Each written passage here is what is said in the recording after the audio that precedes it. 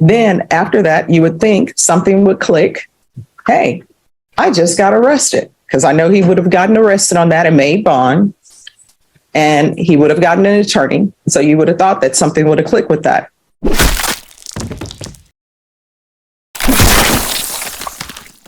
On December 27, 2019, he picks up this burglary. Then you would have thought something clicked with that. But then what ends up happening? He picks up the violation of the court order or bond order. Then after that, you would think something would click. Hey, I just got arrested, because I know he would have gotten arrested on that and made bond. 2020 CR 2993 CR 043W, State of Texas versus Adrian Soto. Could I have parties announced for the record for the state? Ruben Herrera for the state. Defense? David Andre Woodard for Mr. Soto. Are you Mr. Soto? Yes. And cause number 2020 CR 2998. You enter a plea of no contest to burglary of a habitation with intent to commit assault. According to the plea bargaining agreement, punishment is to be assessed at 8 years in the prison, and the state is opposing your application. And cause number 2020 CR 3661, you entered a plea of no contest to the offense of assault, bodily injury of a security officer. According to your plea bargaining agreement, the state is requesting that punishments be assessed at 8 years in the prison. They're opposing your applications. Have both parties had a chance to review the PSI report, state? Defense? I have, Judge. Any objections to the PSI report, state? No objection. Defense? No, Your Honor. All right. Any witnesses, state? None from the state. Defense? No, Your Honor, aside from the letters that are provided to the All right. And for the record, the court has reviewed the letters that have been presented. The court will hear arguments, state.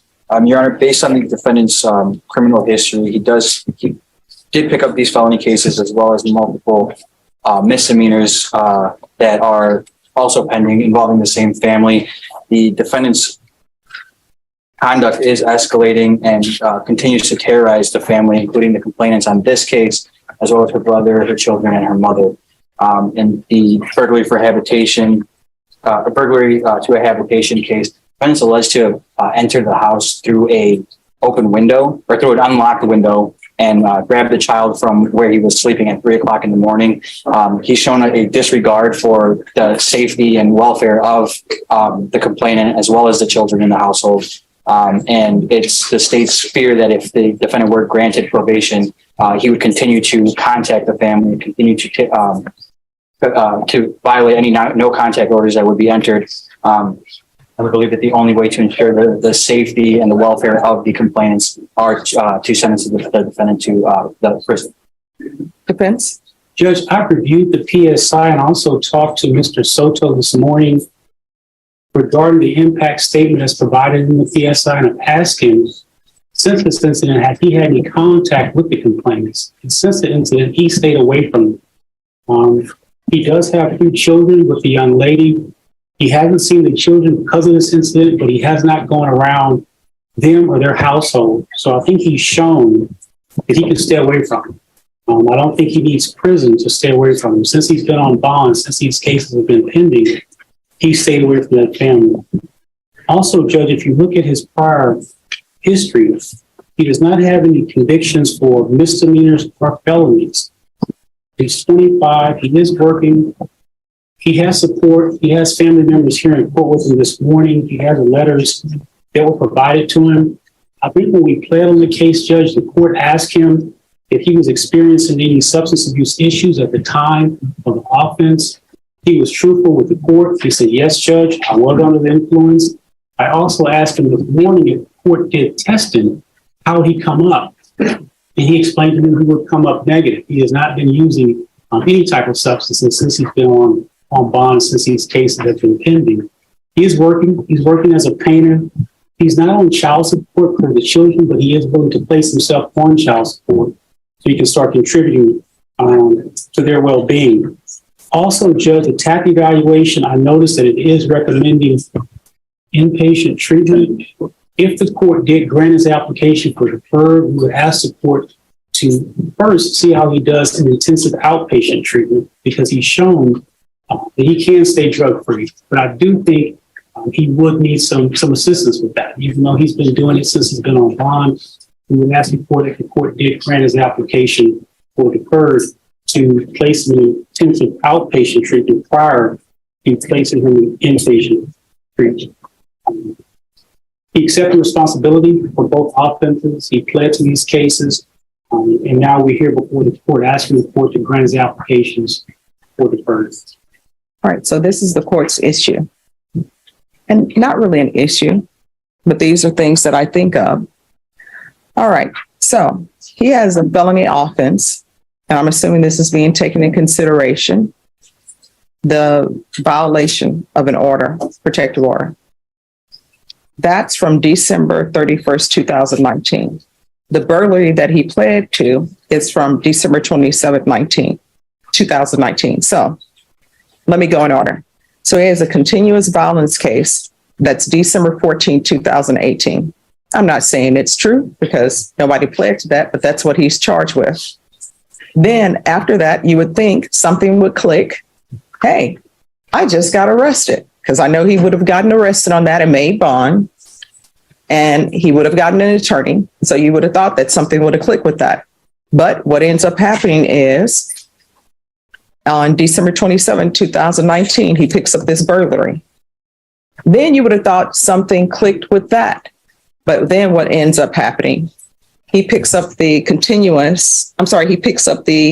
violation of the court order or bond order or protective order on December 31st, 2019. And you would have thought that it would have been like, hey, I need to be on my P's and Q's because I picked up all these felonies. I understand relationships, and sometimes people don't love each other anymore and they have children and they got to make it work for the children, or they got to stay respectful to each other because they got to raise children together. And as everybody know, even though people say, we only need to be with each other for 18 years, but people know sometimes you need to be with certain children till they're like 25 or 30.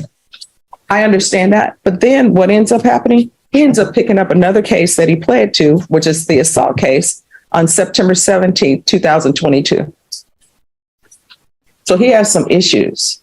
And I don't think that probation at this time is appropriate for him. Is he on GPS? He is, Judge, and since he's been on GPS, he has not violated the GPS. Oh, because he's on GPS because of this. And I'm not the judge who gave him probation for continuing to pick up cases. Some other judge did that, and the only thing I came back to do was probably add the GPS so that everybody would know where he was. So I'm not inclined to give him probation. I'm not going to give him probation. I'm going to sentence him, and I will retain jurisdiction.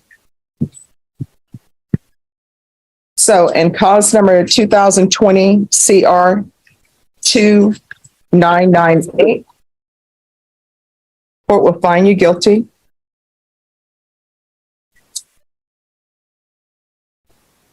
Court will sentence you to 5 years prison. Give you credit for any time served. There's a $1,500 fine. Time and money will run concurrent. This will run concurrent with 2023 CR 0463W.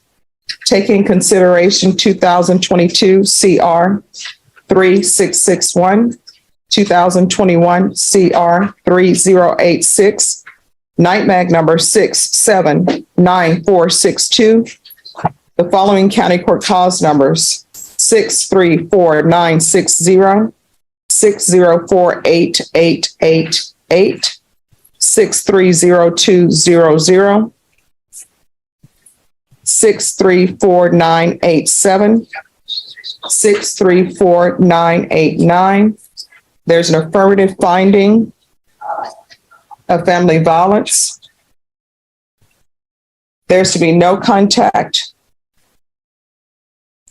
with Augustine Olvera, Olvera, Elvira Olvera, Galilea, Gaillilea, Oliveira, and John Mello, Mellow.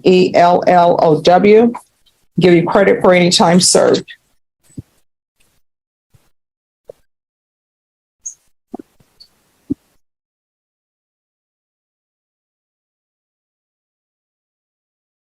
And that cause number, I'm showing you what's entitled Trial Court Certification of Defendant's Rights to Appeal. Did you review that with your attorney? Did you understand it? And did you sign it? Yes, ma'am. All right, because this is a plea bargain agreement, because I followed your plea bargain agreement, and because you waive your right to appeal, you do not have the court's permission to appeal. Because this is a felony conviction and also affirmative finding of family violence, you're not allowed to own or possess any weapons or ammunition. If you have a question over what a weapon or ammunition is, you'll need to speak to your attorney. And cause number 2023 CR 0436W, court is finding you guilty, sentencing you to 5 years in the prison, give you credit for any time served. This will run concurrent with 2020 CR 2998. There's to be no contact with Bentley, Bentley, Beer, BER, Garden. Court will give you credit for any time served. Showing you what's entitled Trial Court Certification of Defendant's Rights to Appeal. Did you review that document with your attorney? Yes, ma'am. Did you understand it and did you sign it? Yes, ma'am. Because this is a plea bargain agreement, because I followed your plea bargain agreement, and because you waive your right to appeal, you do not have the court's permission to appeal. Do you understand? Because this is a felony conviction, you're not allowed to own or possess any weapons or ammunition. If you have a question over what a weapon or ammunition is, you'll need to speak to an attorney. You understand? All right, we can go off the record. I'll retain jurisdiction. Both cases, Judge? Yes. Sometimes, it is about it's always about rehabilitation, but it's also about protecting the community, and it's also about punishment. Sometimes people think the justice system isn't about punishment, but really, all these cases, there's an air of punishment involved, but hopefully rehabilitation. I know you probably think this is the end of the world. I came in here, I'm going to prison, but you're young. You still have a chance to get your life together. Please don't go to prison and get a bunch of tattoos, because you're clean shaven now. Please let it stay that way, okay? All right, thank you.